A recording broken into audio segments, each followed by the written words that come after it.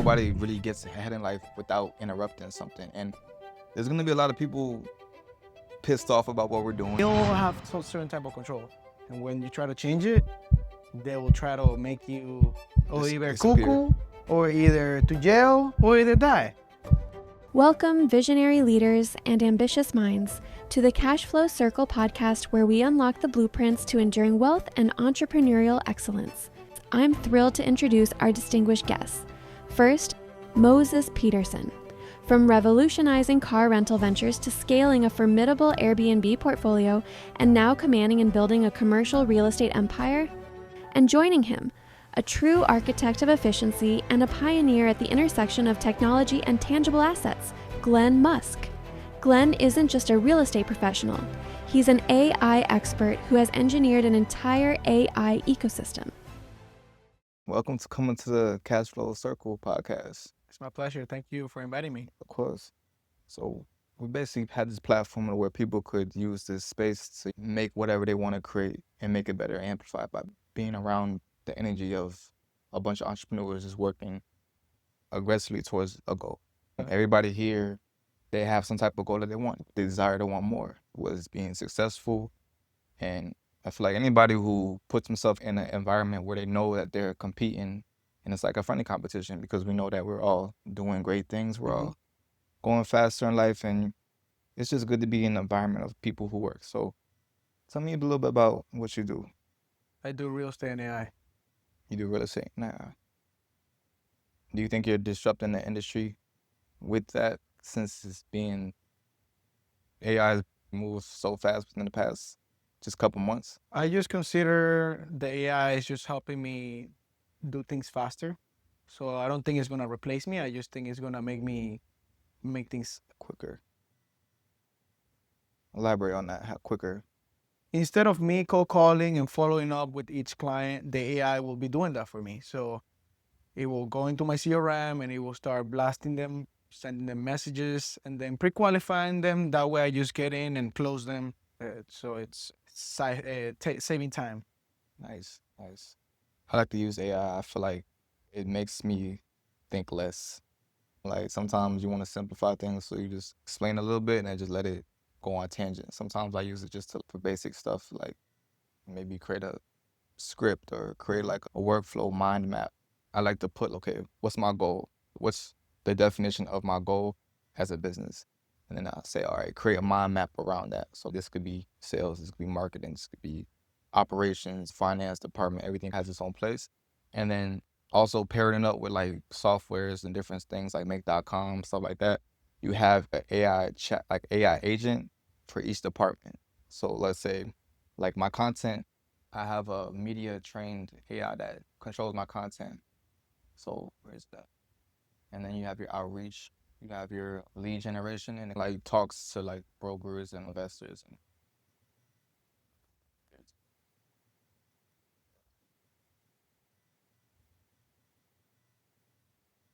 yeah, I call them SOP agents, standard operating procedure agents. So you have your Cinecore, that's the head of the media.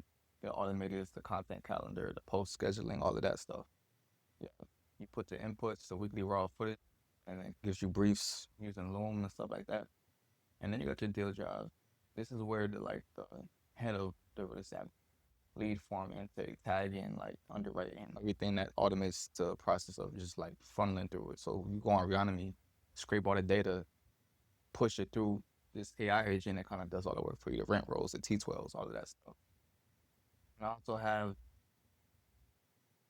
Fund Flow, which is the head of investors. So this is the people who's going to be sending emails back and forth to these investors or buyers lists and like vetting them out, qualifying them. We have the chat base set up with Instagram. So people who are like interested in what you're doing, the AI will have a conversation with them and vet them out, asking them questions about, okay, what's your goals look like? What have you done previously in the past? When it has like a friendly talk, you don't feel like you're talking to a robot because it asks deeper questions than that. And that's the Fund Flow. And then you got pitch posts. This is just like your cold campaign outreach, like just lead lists, plug it in the templates, and then the outputs is just like the calls that get booked. Everything goes through this like funnel, this machine before it gets to you. So this is how I'm using AI. Got it. And it's moving fast, definitely. Sooner than later, though, most of this stuff is going to become obsolete. How you have an AI automation officer. So that's like the head of the AI. So its job is to maintain the other AIs, make sure they're doing the right things and like checking it. So by the time it gets to me, it's like a whole, Like a general manager. yeah, like a general manager. Love it. I don't have that yet. I like it. We got to set it up. It's like I don't have to be on top of my agents anymore. Soon, most of the stuff is literally just like you approving and not approving things. Everything that gets sent to you, it just goes straight to you. You get an email, Report. a report, basically, progress report. And you check off what you don't like. And of course, we still need to have that human touch. But your time is more valuable because you have them doing that for you. 100%. And let's talk about Brix. I don't know much about it. If you want, you can talk about Brix. You don't know much about it? I know the basics. Do you know brokers and like realtors? Yeah. And you know that basically in a couple months, maybe a year, all of those brokers and realtors are going to become obsolete. It's going to be the biggest asset class in the world is real estate, right? It's a $40 trillion asset. And soon, there's not going to be any banks involved, which you having to go get a loan. There's not going to be any realtors really involved, brokers, no commissions, all of that. So it's going to be a flat fee. Can I be honest with you? I got to see it to believe it. You got to see it to believe I'm it. going to tell you why. Hmm. Because in a small scale, it might be happening, but they're fucking with the system. And in my experience, fucking with the system, they will make you disappear. They already tried buying them. They didn't want to. What do you think is going to happen next? So, in my opinion, until I don't see it, I don't believe it. I'm going to sell the dream. I'm going to live the dream. But I don't know. I think anybody who's ever done anything great in the world had to disrupt the system. Nobody really gets ahead in life without interrupting something. And there's going to be a lot of people pissed off about what we're doing, and that's normal. I'm pretty sure every entrepreneur who ever done anything great in life felt like that damn, like I'm against the odds right now. But we're not just speaking about any person. It's for the biggest. Correct. The biggest. We're talking about the banks. The banks. The banks were created to control the Mhm. financial system. What do you think they're going to come after for? It's scary, but I think the world is changing and the world is moving fast, and some people have to adapt. And Agree. we do have to probably amp up our security, bulletproof trucks. Mhm. Yeah, but like I said, if it's not worth risking, like any philosopher would know that if it's not worth risking, you have to be able to get somewhere. Some of those philosophers also disappear. So that's what I'm talking about. And they were just philosophers speaking. Imagine about actually doing and changing things that they structure for control. Having studied the system, the health system, the financial system, educational system, they all have some certain type of control. And when you try to change it, they will try to make you either disappear. cuckoo or either to jail or either die. Oh yeah, he disappeared. But isn't it exciting to be a part of something that caused that much? Hell yeah. That's why I don't care. But I'm just saying that I won't believe it until I see it, until like we're actually taking over the whole world. But in a small scale, we're doing it. And I believe in the product. Like we have a tangible product. I'm not saying it's not gonna work. What I'm saying is we are fucking with the system. That's what I'm saying. Yeah. And that's really my point. I'm not saying it doesn't work or this is not going to solve a problem. What I'm saying is the system won't like the problem that we're solving because this problem, they created it. You know what I mean? So you get my point, right? I think about that shit all the time. I'm like, oh, really fucking with the big guys, like some of the hedge fund managers, you know, like Exactly. them people. Exactly. But the thing is, any innovative product had to go against the grain. It just had to be done. And if you're not willing to, What do you think Brix is gonna do for the society? it's gonna make everybody kind of like a company. I was just talking with my sister about this. She was saying that like you're thinking about the little person. Like sooner or later, all this real estate is gonna be owned by people. It's gonna be owned by companies. Yeah, 100%. Everybody's gonna be like their own company in a Yeah. way, and it's not gonna be people anymore. But then it's gonna really disassociate the poverty from the higher Exactly. class. You know, I agree. and some people are gonna get left behind. And she was trying to. She makes me think about stuff like that because she's like thinking about, you don't understand, like people who get hurt, funding gets cut. The kids, they're getting free lunch. I have a daughter, so I have to think about that type of stuff too. And then I think I can't keep my eye on everybody. There's always gonna be that person that says, "Oh, what about this? What about that?" And then you can't control everything. I'm pretty sure if everyone's problems became my problems, I would just have a world full of problems. I'd rather focus on what I can control, and what I can control is how I react and the energy I put into the actual work in the business. It's not going to slow down. I think this is my calling. God brought me here for a reason, and if I feel like it's in my calling to do it, put 150% into it. We don't surrender. We don't retreat. We just go forward and we pivot. Any real hunter knows, like, you eat what you kill, and that happens. That's like the salesman mentality. How do you feel about what it's gonna do for the economy? Because it's like a new market. It is a new market, and it's building a new economy. How do you think that's gonna affect the world? I just think it's gonna make people free That's what we're because after. the thing is that a lot of people are in this, how do you say it? They're trapped in this illusion that the banks owns the house and they gotta keep working so they can pay the bank and they can, like, people never stop and they live these miserable lives just because of an illusion of a note that, you know, the bank owns all your stuff.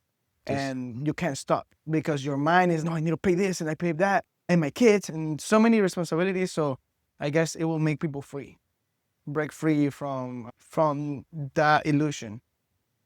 I believe that. For me, money is an illusion. They literally print it every single day. They literally just printed. I heard like it was like $30 billion, and they just put it into the economy like nothing. And it's just like there is people working their ass off for, I don't know, 15 an hour max. You don't think it's a mentality though? What is mentality? Money is mentality? No, the people behind the money, because money is just a reflection of the person. Yeah. So you ever heard the saying that if all of the money in the world were to get distributed equally in everyone's pockets, it would end up in the same pockets in 5 years? Yeah, 100%. So with that being said, I mean, it's up to the person. Yeah. And if they feel like they're free, they create their own Can prison. I tell you why is it like that? The system was created to be like that. The educational system keeps you like that. They don't know better. So they don't know what else to do. All they know is how to work and change their time for money. All it takes is that one renegade or an anomaly to change the course of history.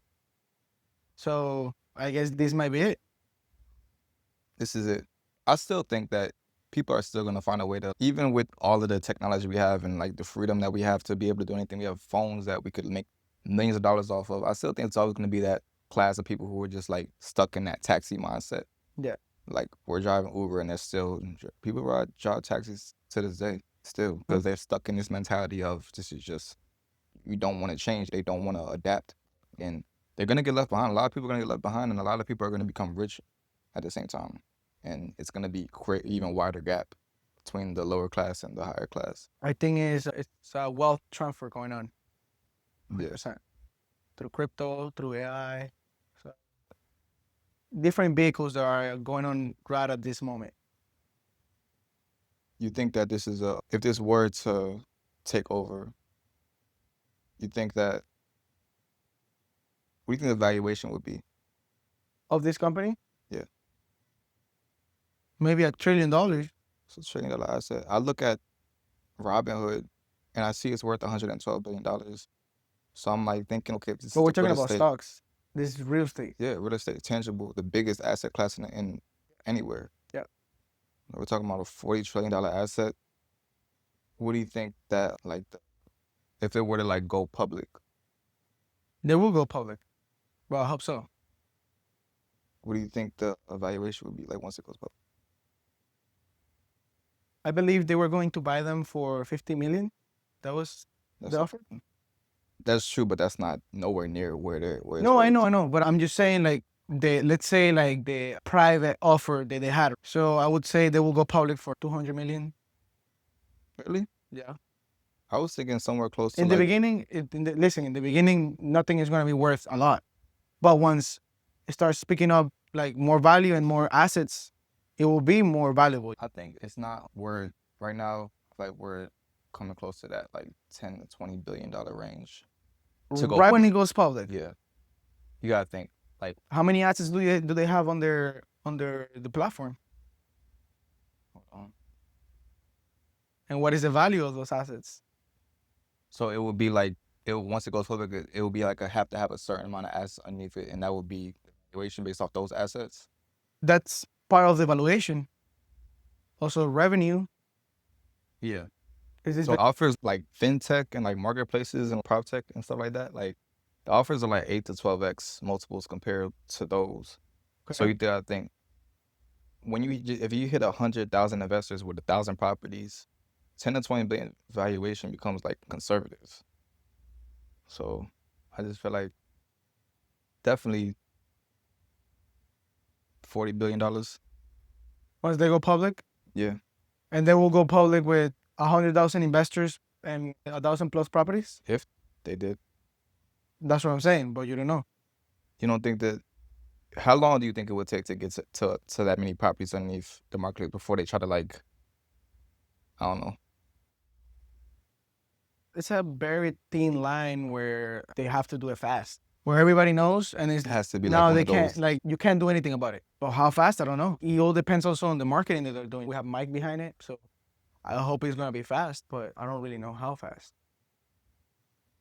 Probably say in 2 years. This is me documenting this just so we have this.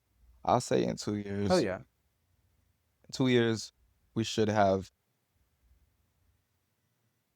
most of the properties in like the high value areas like Atlanta, Los Angeles, New York, Florida, Miami, like all of those places. I think 80% are going to be Brix. And I'll probably say Texas, all of the urban areas, like the metropolitan areas, are going to be 80% Brix. And that's what, you got to think how many properties are in each of those states. So 80% of those properties, all Brix. There's well over 50,000 properties in 2 years. Yeah, 100%. I think so. We just got to make sure that we make it there. We will. We're in the startup process. I think if we're right the way. What's the worst thing that could happen, you think? I like to talk about like how great it's going to be, but what are the things that you think is going to like really like the worst that could possibly happen with this company? They kill Julio. He's the main guy. He's one of He's the the licenses. brain behind everything. So I hope you don't release this because if they find it, they might know that you have to kill Julio. I think they already know they need to kill Julio. Then Julio no. put his face on it. I think that was the worst mistake he could have done.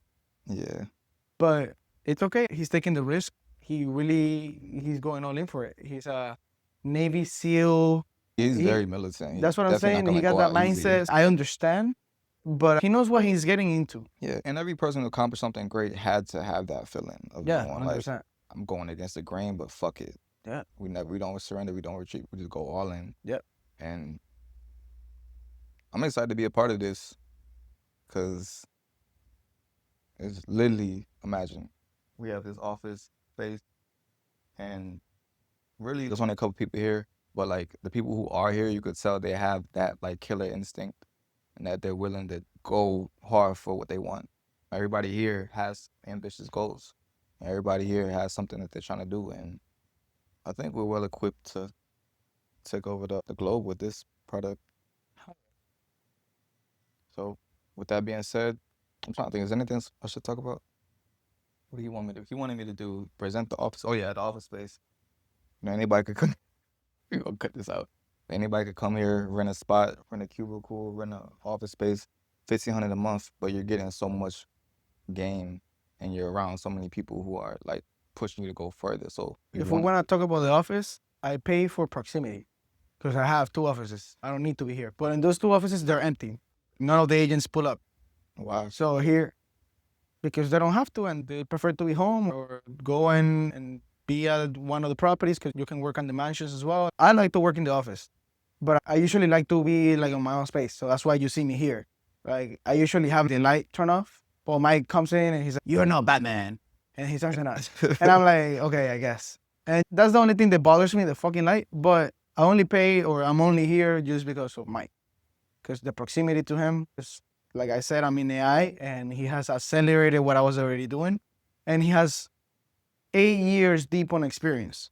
He got a whole team. So I decided to stop doing fulfillment and focus more in the front end in sales. And that's what I'm doing. So he does the fulfillment. And then for my own AI, he's helping me build it as well. So giving me feedback, giving me directions, giving me connections. Just the proximity. That's why I'm here, for proximity. Okay. I'm here because I just love the environment. I love the energy. I love being around ambitious, like-minded individuals. It makes you want to work harder. Like I have my where I live at, it's like in upstairs, but there's no windows. I see. So if I want to, like you said, like if I want to turn the lights off, I'm dark in, I'm just locked in. I'll sit there for 10 hours straight. 5 hours focus on the marketing material, 5 hours focus on the actual core of the business. And I'll just be switching off coffee, cafecito. I got my little coffee pot and I just sit there and work and grind. And I would do that for a while. I was doing that for like all year. I've been doing that. But just being outside, you got to think like the outside is like your raw material to work with. You get outside into the jungle, you start mingling with people and you open doors up. When you lock yourself in a room like that, you're limiting yourself of what you have access to. I met you like a month ago and we went to the what's the Blockers event. We had 2 networking events here. Like we're moving fast and we're doing a lot of things and it's about like the energy and just making yourself accessible. 100%. You're in the room all day. No one knows you exist. You know your work, but they don't know who you are as an individual. Unless you have my AI. Pick up the phone. Yes. And not only that one, also the social media AI. Because the social media AI, it's everywhere while I'm in a plane, while I'm taking a shit, while I'm sleeping. It's talking to people. It's getting my brand out there. Yeah. They had this AI not only for outreach, but also to build your brand. Because it's talking to your target audience. And at the end of the day, those are the ones that will follow you and will be like-minded. And that's how you build your brand, through reputation, through like hanging out with these people, throughout sending them content that they like, throughout building a relationship. Most definitely. You know, AI is more, it's just crazy to think like we have like we could duplicate ourselves. Yeah. All of our work, everything we put out into the world, we duplicate it and Create a just, whole team and then make the customer or client or partner go and talk to each team member that has a memory and send it over and over. And yesterday I was at the gym at the parking lot and I had this realization that I'm like, we're using a number. Like I literally can replace you with $5, buy a phone number, have a prompt that will memorize, and then I will train it, and then I will replace you with $5. So we're using a number. That's what Amazon did. Yeah. So we're using a number. Most definitely. Yeah. But it's easier to be in control rather than be replaced. Yeah. That's why you make the AI company, because you own that company. That's your company, rather than someone who works at Amazon. They're just working for a company that could easily be replaced. The other thing about you creating a company and you creating value for the marketplace is also you acquiring certain skills or acquiring certain team members that have those skills. Because the other day in the podcast, we were talking about college and how college is a scam. But then I'm like, listen, I don't like college and I think it's a scam for me or entrepreneurs. But in general, I need people to go to college because guess what? I need somebody to be my pilot for my private plane. Who the hell is going to drive a plane if they don't know? They need to go to college. So I need people to go to college.